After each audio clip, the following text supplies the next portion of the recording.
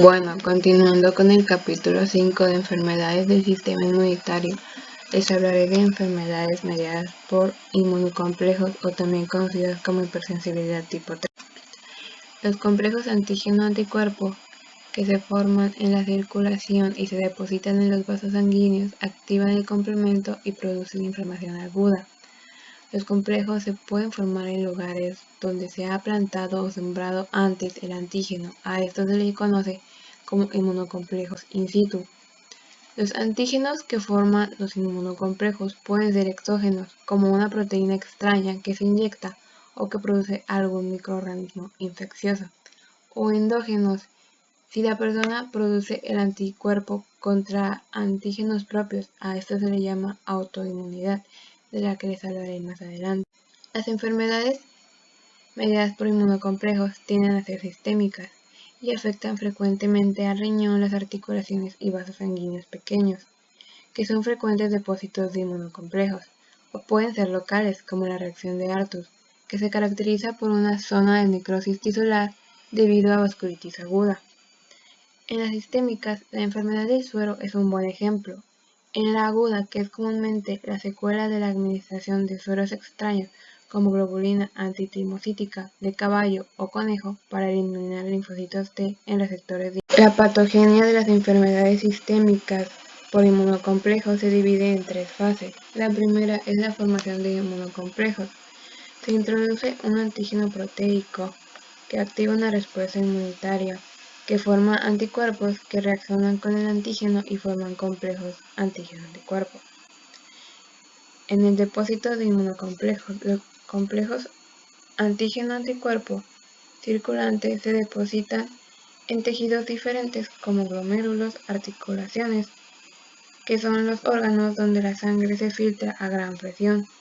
En la tercera fase de inflamación y lesión tisular, una vez depositados, inician una reacción inflamatoria aguda por activación de complemento y la unión a receptores específicos de anticuerpo de los leucocitos. Los anticuerpos comúnmente son inmunoglobulina M o inmunoglobulina G. El consumo del complemento durante la enfermedad reduce la concentración sérica de C3 y esto es un marcador de la actividad de la enfermedad.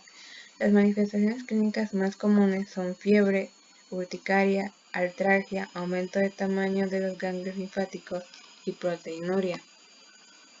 Enfermedades mediadas por linfocitos T o hipersensibilidad tipo 4.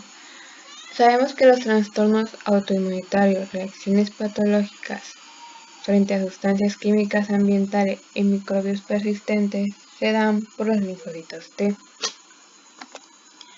La inflamación mediada por linfocitos TCD4. Las citocinas producidas por linfocitos T inducen una inflamación crónica y destructiva. La hipersensibilidad retardada es una reacción tisular a los antígenos administrados a sujetos inmunizados. En esta, los linfocitos Th1 se secretan citocinas como el interferón gamma, que es importante en hipersensibilidad retardada, ya que activa a los macrófagos que destruyen a los microbios y promueven la inflamación, mientras que los linfocitos Th17 secretan citocinas que reclutan neutrófilos y monocitos. Algunos ejemplos clínicos de esto son la reacción a la tuberculina, que se produce cuando se inyecta el derivado proteico purificado o tuberculina, que es un antígeno que contiene la proteína del bacilo de la tuberculosis. Si se ha estado expuesto, se presenta enrojecimiento e induración en la zona. Las reacciones de hipersensibilidad retardadas prolongadas contra microbios persistentes pueden producir inflamación granulomatosa. El infiltrado inicial perivascular de los linfocitos TCD4 es sustituido por macrófagos en 2 o 3 semanas y estos se vuelven células epitelioides Estas se fusionan para formar células gigantes multinucleadas. Al agregado de células epiteloides y linfocitos se les llama granulomas. También la dermatitis por contacto y la reacción a fármacos son frecuentes por la hipersensibilidad retardada, que se cree que las sustancias químicas se unen a proteínas propias y modifican su estructura, y los péptidos derivados de esto activan a los linfocitos T. Citotoxicidad mediada por linfocitos TCD8. Los linfocitos TCD8 destruyen las células diana y producen lesión tisular. Esto puede ser un componente importante en enfermedades como diabetes tipo 1. En una infección por virus, los péptidos de los virus son mostrados por moléculas clase 1 del complejo mayor de histocompatibilidad, y este es reconocido por los receptores de los linfocitos T y se eliminan las células infectadas, pero también hay daño celular. Los linfocitos TCD8 también secretan interferón gamma y por lo tanto también producen inflamación. Enfermedades autoinmunitarias. La autoinmunidad se refiere a las reacciones inmunitarias contra antígenos propios.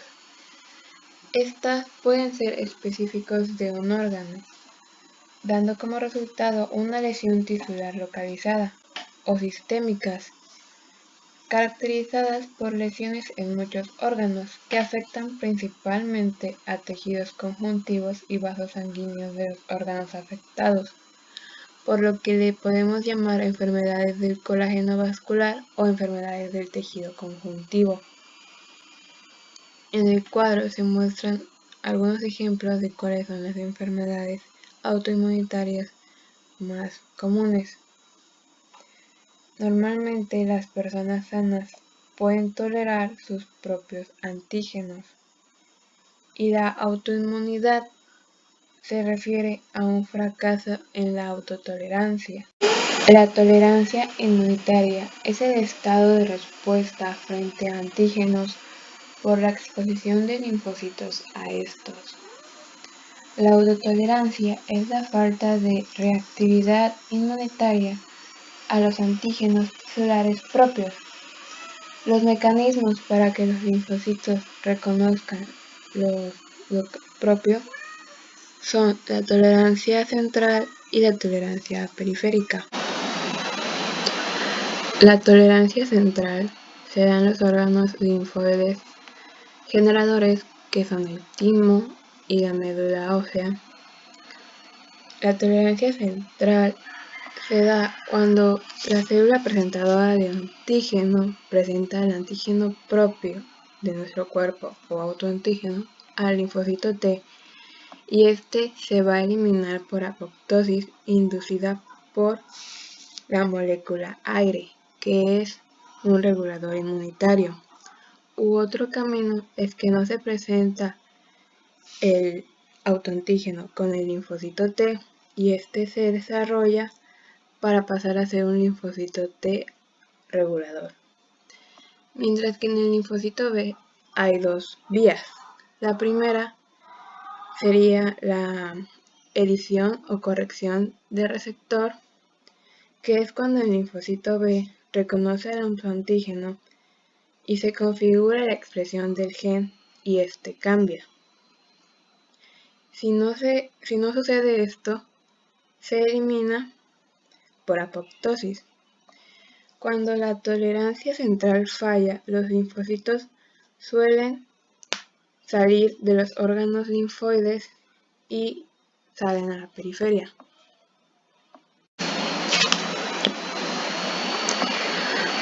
Al salir los linfocitos de los órganos linfoides a la periferia, se produce la tolerancia periférica. En esta hay tres vías. La primera es la anergia, que es la inhibición de la respuesta para que no se desencadene ninguna reacción en el organismo. La segunda vía es la eliminación por apoptosis y la tercera es por el linfocito T regulador, que por medio de las interleucinas 10 y el factor de crecimiento beta va a inhibir la activación del linfocito T al momento de que reciba el autoantígeno. Ahora les hablaré de los principios generales de los mecanismos de autoinmunidad. La ruptura de la autotolerancia y el desarrollo de la autoinmunidad se debe a los efectos de la predisposición genética que afectan o influyen a los linfocitos y a los factores ambientales como lo son las infecciones, la lesión tisular, la inflamación, que alteran los antígenos y las respuestas hacia ellos, como la entrada de linfocitos autorreactivos en los tejidos, la activación de linfocitos autorreactivos y el daño tisular. Los factores génicos de la autoinmunidad.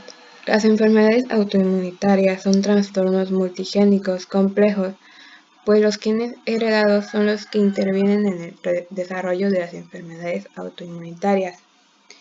Varios de estas están ligados en el locus de los antígenos leucocitarios humanos o HLA, especialmente en los alelos de clase 2.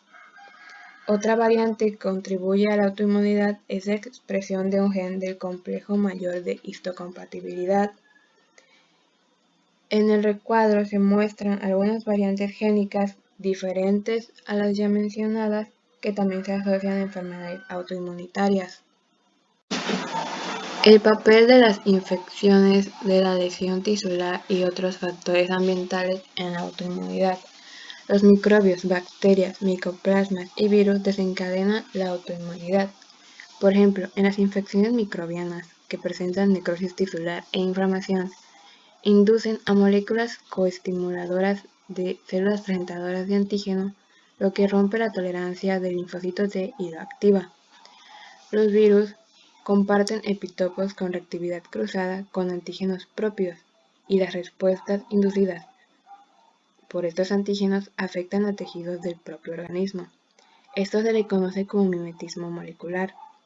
Otro factor es la radiación ultravioleta, que produce muerte celular y expone a los antígenos nucleares, que desencadenan respuestas inmunitarias, como lo vemos en el lupus.